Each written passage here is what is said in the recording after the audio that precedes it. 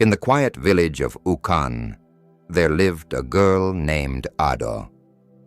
She was known far and wide as the most beautiful young woman in the land. Her eyes sparkled like the morning dew. Her skin was smooth and glowing, and her smile could light up the darkest heart. Whenever she walked through the village, everyone turned to stare. But Ada's beauty was both a gift and a curse. While many admired her, others, especially the women, grew jealous. They whispered behind her back, calling her names and accusing her of using charms. Most of the village girls hated her, not because she had done anything wrong, but simply because she was beautiful. She had no friends, no one to share her thoughts or laughter with. Ada came from a poor family. Her parents were farmers who barely had enough to eat. Yet, they believed Ada was their hope. Her beauty, they hoped, would one day bring blessings to their home. They dreamed that a wealthy man would marry her and lift them out of poverty. Their hopes seemed to come true when the king's son, Prince Obina, noticed Ada during a village festival. He was immediately captivated by her beauty, grace, and quiet strength. A few days later, he visited her home and asked for her hand in marriage.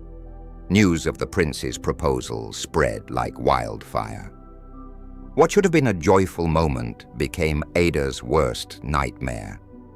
The village women's hatred grew stronger, and whispers turned into open threats. Among them were 3 old women who lived on the outskirts of the village. Everyone feared them, and many believed they were witches. These 3 witches hated Ada more than anyone else.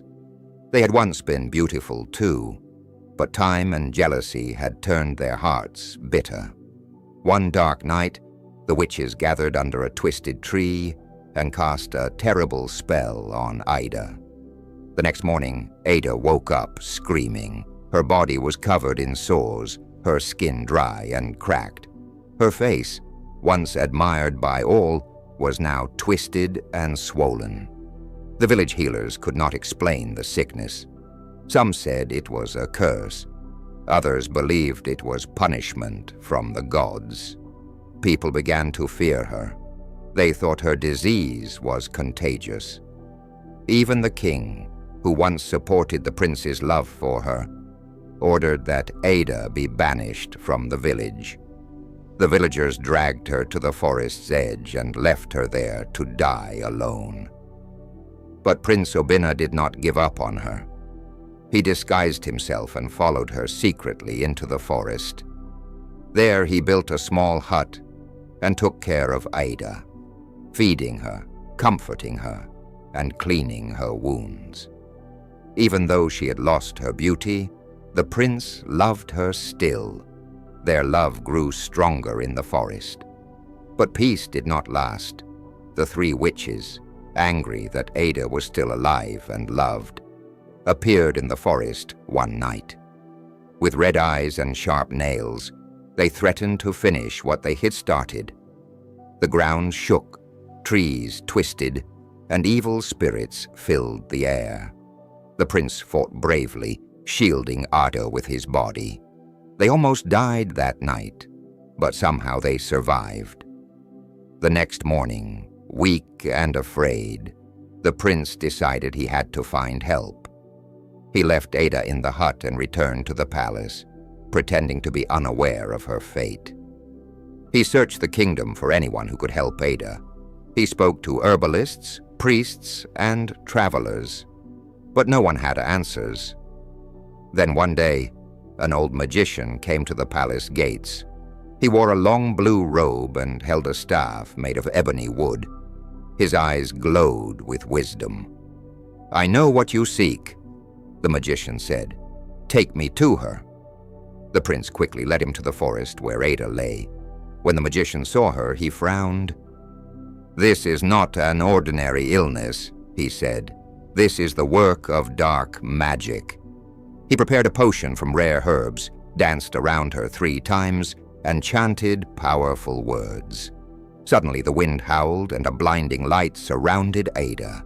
She screamed once, then fainted. When she woke up, her skin was smooth again. Her sores were gone.